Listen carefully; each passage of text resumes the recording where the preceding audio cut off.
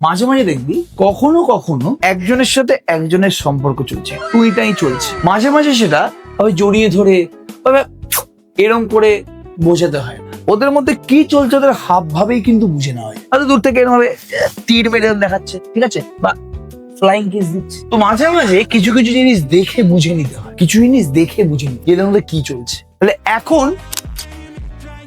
One কি দিল, flying kiss দিল, তীর নিয়ে কাঁটা লাগা করে দিল।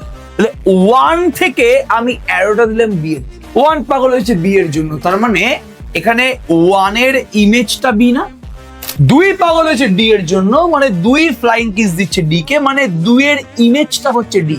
তিন কার জন্য পাগল হয়েছে, অ্যারো থেকে বোঝার চেষ্টা কর, তিন এর জন্য পাগল। তাহলে তিনের ইমেজটা কি জলদি বল।